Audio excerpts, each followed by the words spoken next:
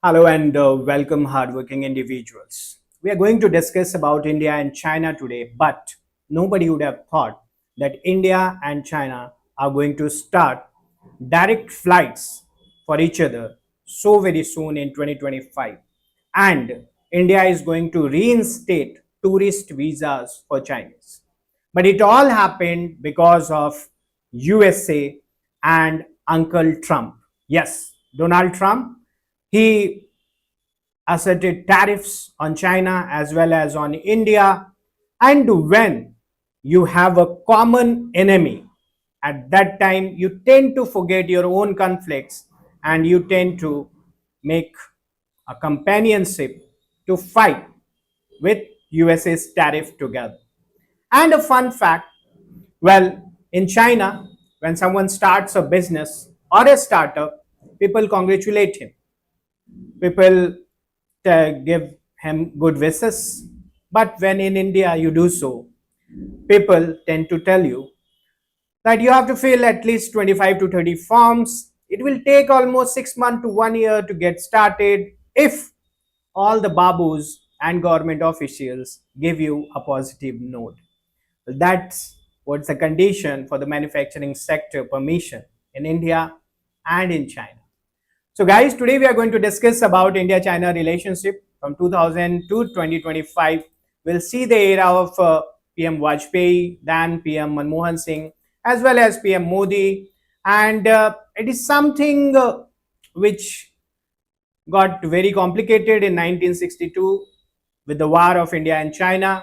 We're not going to go into the history today. We'll go into the history in one of our classes in international relation. You need to subscribe for that, but if you subscribe, you'll obviously get that class. And also, if you want the PDF of this class for free, you can join our Telegram channel. There you will get it. You can also call us on the numbers given below. To inquire for more and a very quick info, if you're preparing for TSPSC Group 1, Group 2 or for UPSC CSE 2026-27, this is the number right here, and right now you're getting 50% straight away discount. Yes, so you can join our batches live and start your journey. Let's start our journey here. So when we talk about India and China border conflicts, there are three major areas that you should know. First is this area in Ladakh that you're seeing. Second is this area here in Sikkim that you're seeing. And third is this Arunachal Pradesh area. These are the three areas where India and China are having tussle with each other.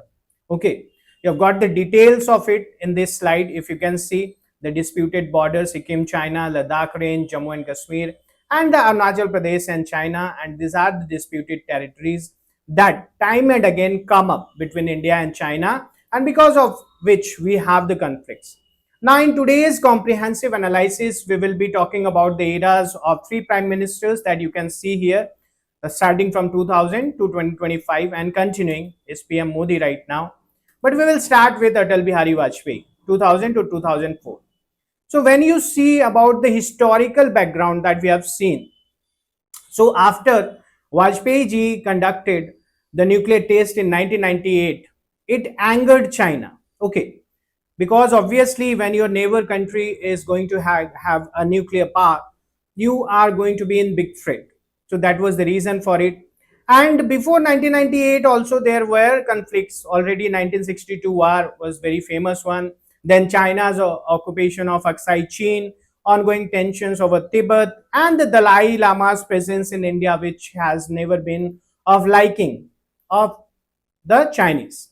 Now, the major political and diplomatic events, if you see while the Vajpayee's era, so you will see 2003 was the versatile area featuring Prime Minister Vajpayee's historic visit to China in June. And there we will see that declaration on principles for relations and comprehensive cooperation will take place at that time.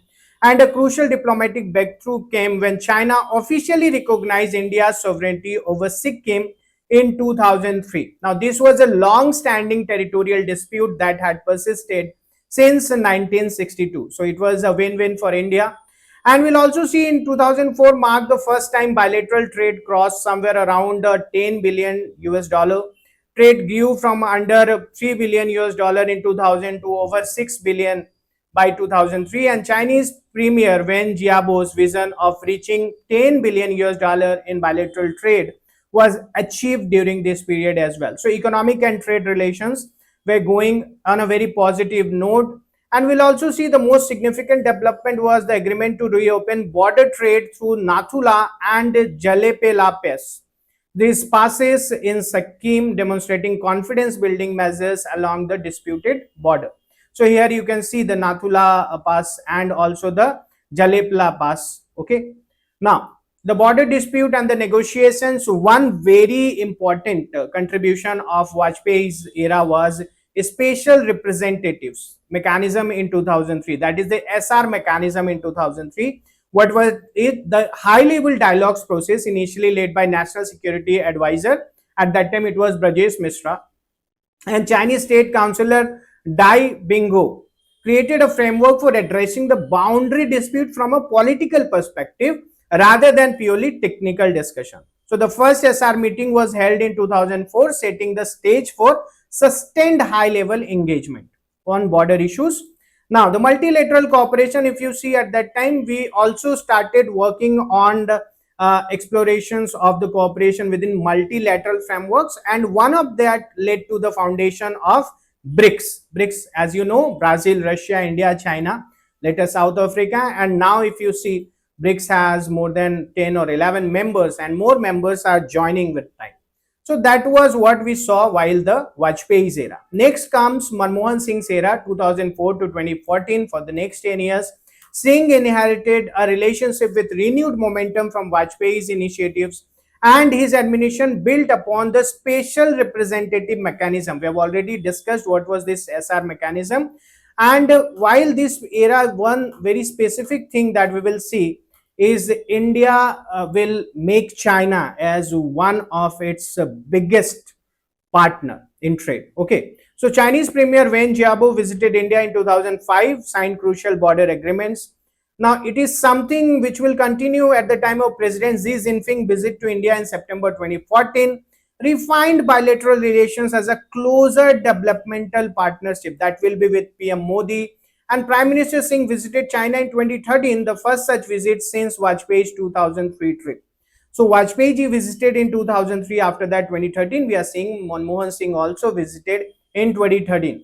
And that was something which was continued in 2014 when we saw that Xi Jinping visited at the time of PM Modi. Now, the China became India's largest trading partner in 2008, replacing United States. This is at the period of Prime Minister Manmohan Singh. Bilateral trade will grow from 18.73 billion US dollar in 2005-6 to over 70 billion US dollar by 2013-14. The strategic economic dialogue was established in 2010 during Wen Jiabo's visit. And however, India's trade deficit with China grew significantly, reaching over US $40 billion by the end of Singh's tenure. And why? Because we were importing more, we were exporting less to China. Now, the defense ties were resumed in 2011 after China stopped issuing staple visas to the residents of Jammu and Kashmir. India's Agni 5 missile test in 2012, capable of reaching Beijing, prompted Chinese calls for bilateral cooperation rather than escalation. And the Nathula Pass was reopened for trade in 2006 after being closed for 44 years since the 1962 war. So we can see that there are few significant positive notes also coming up. The Singh's era saw extensive multilateral engagement. China was granted observer status in SAARC in 2005. Now, both countries were founding members of AIIB in 2014, with India becoming the second largest shareholder after China.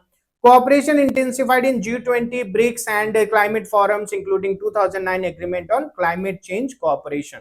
So these are few of the multilateral organizations, multi-nation organizations where India and China both have played significant role. One of those is South Asian Association for Regional Cooperation, that is SAARC, full form, that we have already seen, established in the year 1985. Its headquarters is in Kathmandu, Nepal, official language English. Members are 8 countries that you can see: Afghanistan, Bangladesh, Bhutan, India, Maldives, Nepal, Pakistan, Sri Lanka. And we'll also see that observers are China, EU, Iran, South Korea, Australia, USA, Japan, Mauritius, Myanmar, Its motto is deeper integration for peace and prosperity, and it depicts a banyan tree symbolizing unity and growth in South Asia. So this is what you can see its flag to be. Now, objectives as per SARC Charter, what were the objectives? To promote the welfare of the people of the South Asia, accelerate the economic growth, special progress will also see the work together to fight poverty, illiteracy and diseases. So these were few of the points along with the structure and the institutions. If you see, held every 2 years, the summit, head of the state government decision making body, Council of Ministers, the foreign minister meet twice a year, standing committee, that is the foreign secretaries, oversees, coordinates and monitors programs, and SARC Secretariat, that is in Kathmandu, headed by a Secretary General, that is rotating among members for a 3 years term. So these are few of the points that you should know regarding SARC, might be advantageous for you if you are preparing for exams. The Singh period experienced both progress and setbacks in border management. The 2005 border agreement with China established principles and parameters for boundary dispute resolution. However, the 2013 Daspang standoff lasted 3 weeks, indicating persistent tensions between India and China, and 21 rounds of special representative meetings, that is the very same SR meetings that we discussed at the time of Vajpayee ji, which started. And then we will have something which should have been avoided. We will have a class in Galwan Valley, okay, that we can see in this map. If you are able to see here, there is this Pangong Lake, okay, and then you have the hot springs here, and this is the Galwan Valley where that unfortunate incident will take place. But before that, the 2013 Depsang standoff, what it was. So in 15 April 2013, around 50 Chinese PLA soldiers reportedly entered about 19 kilometers inside Indian territory. As per India's claim, at Raki Nala in the Depsang plains, and pitched 5 tents over there. Now they said they were on Chinese territory. According to their maps, Indian force set up their own camp 300 meters away, resulting in a face-off with each other. The standoff lasted about 3 weeks. Now, Depsang Plains, located in the Daulat Bagh Oldi, that is the sector of Ladakh, is strategically important because the plains are close to the Karakoram Pass and India's DBO airstrip, that is the northmost airstrip of India, vital for troop supply. So you should know about this DBO airstrip because it is the northernmost airstrip of India. The most significant crisis was the 2013 Depsang incursion, which lasted 3 weeks, that we have already seen what it was. Now, then we will see that Narendra Modi's era will start from 2014 to 2025. Key historical background, if you see here, Modi inherited a relationship characterized by deep economic independence but persistent strategic rivalry. China's growing assertiveness under Xi Jinping and India's own rising ambitions created new friction points. Now, major political and diplomatic events that took place. So, Xi Jinping visit to India in September 2014 was among the first major diplomatic engagements. Now, Modi's visit to China in May 2015 resulted in 22 agreements worth over US $22 billion.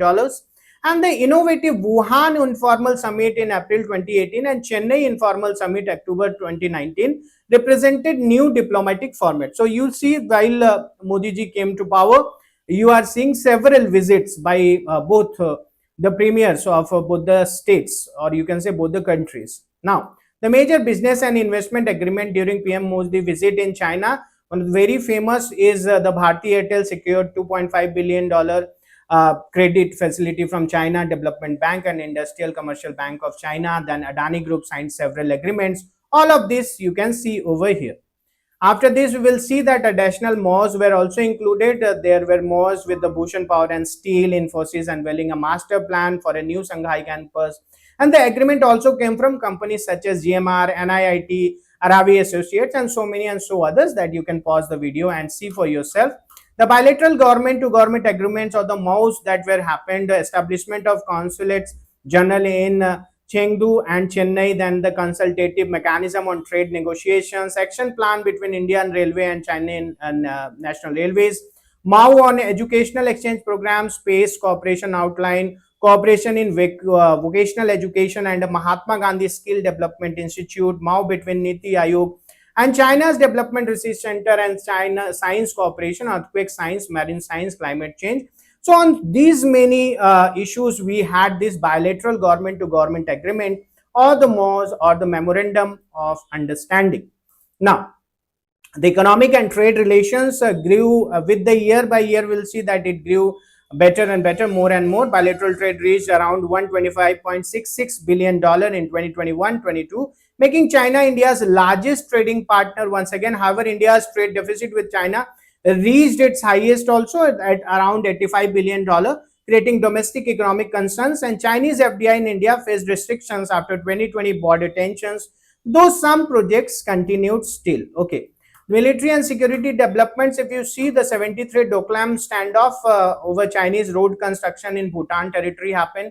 The Doklam crisis, where for 73 days military standoff was there, and Indian troops intervened to stop Chinese road construction in disputed Bhutan territory. The crisis was resolved through diplomatic channels, allowing both sides to disengage without losing any face over there. So here in the map also you can see this was the area that we were talking about. Okay, now next is the 2020 Eastern Ladakh crisis, including Galwan Valley class. This Galwan Valley class that killed 20 Indians and at least 4 Chinese soldiers, the first combat death in 45 years. Multiple friction points emerged simultaneously across Eastern Ladakh, and 17 rounds of military commanders talks and diplomatic negotiation led to the partial disengagement. So again here, if you want to see very nicely, you can pause the video and you can see this is the area which we are talking about, the Galwan Valley. Below you can see the Pangong Lake, and where that very famous Galwan issue took place. And by the way, if you want the PDF of this classes for free, you can join our Telegram channel, or you can call on these numbers after joining the Telegram channel. If you have any question for us, or if you want the free PDF, so you can call on the numbers also to inquire for more. So multilateral cooperation and competition were already there. We have already seen about this Asian Infrastructure Investment Bank. India and China both are there. The BRICS, G20, all of these were already where India and China were cooperating with each other. And then the Shanghai Cooperation Organization, this SCO, where we see the foundation of the Shanghai Five predecessors in 1996, 1999. We have the foundation of the BICIC group to counter border criminality. Uzbekistan joins SCO in 2001. So some of the SCO member states and the SCO observer states you can see, which is given here, are the Russia, Kazakhstan, Uzbekistan, Mongolia, Kyrgyzstan, Tajikistan, Pakistan, India, China, and Iran. So they have the goals and objectives of strengthening of mutual trust and good neighborly policies between the member states. And 2001, you can see the basic documents. Shanghai Convention on the Struggle Against Terrorism, Separatism, and Extremism came. But you have to understand one more thing. They are talking about terrorism, and Pakistan is a part of it. So that gives a question mark over it. Now, relevance of Quad for India. So strategic counterbalance helps India counter China's influence in this Indo-Pacific. Maritime security ensures freedom of navigation, upholds international laws like the UNCLOS, economic cooperation strengthens infrastructure, trade standards, and supply chains. And health and humanitarian aid played a key role in COVID-19 vaccine. So this Quad was basically made against China, okay, to counter China in a way, indirectly, that we can say. Directly they don't say about it, okay, and where US played a very great role there.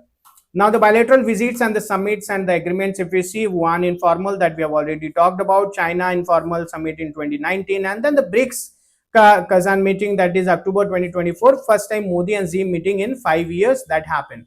Now, impact on regional geopolitics, if you see, the strengthens India's partnership with the United States, Japan, and Australia through the Quad, that is the Quadrilateral Security Dialogue Mechanism, accelerated India's infrastructure development along the China border, and also influence India's approach to multilateral forums using soft balancing tactics within the BRICS and the SCO. Now, what about the recent developments? The recent developments that we see, guys, is that the complete disengagement from everything happened because of the 2020 friction points. We saw that there was this Depsang plains and Demchok areas, they were there. Now, October 2024, we have seen this agreement happening on the patrolling arrangements in these plains. Now, this also led to the complete disengagement from all 2020 friction points. Resumption of patrolling as per pre-2020 arrangements have started. And 23rd Special Representative meeting in Beijing, that is in December 2024, after a 5-year gap also happened. Now, impact of US tariff and India's strategic recalibration. Now, this is something that I started the class with, and I said you that when you have conflicts with your neighbors and you create a common enemy, at that time what happens, you tend to forget the conflicts and you tend to look at that common enemy. And right now India and China both have this USA tariff, the tariff of Donald Trump, that is very hayward, that is a madness of Donald Trump, that you can say without any logic is putting these tariffs. And the President Trump's 50% tariff on Indian exports in 2025 have created unexpected convergence between India and China. Direct flights between India and China are set to resume after 5 years. Tourist visas for Chinese nationals have been reinstated. China has eased restrictions on urea exports to India, the world's largest importer, and border trade through Nathula, Lipu Lake, and Silpila passes is also being resumed. Now, India's recognition of the limits of US partnership under Trump's transactional approach strengthen India's China's cooperation, that you can see in BRICS and SCO, as both countries face US trade pressure.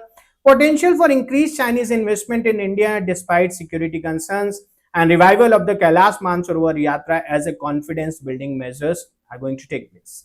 Now, you see, in this 25-year trajectory of India-China relationship, we saw that there is a complex interplay of cooperation, competition, and conflict management. But the recent impact of US trade policies has unexpectedly created new opportunities for India-China cooperation, and the relationship evolution from Vajpayee's foundation building through Singh's strategic deepened and to Modi's crisis management and recent reset demonstrate the resilience and complexities of ties between the world's two most populous nations. So you cannot ignore India and China together, because population wise they are 1 and 2. And here are a few questions that you can see. If you're preparing for any exam, you can pause the video and you can see the explanation. We have already discussed all these points here. Once again, I'll repeat, if you want the PDFs for free, you can get it by joining our Telegram channel of Shikara Academy.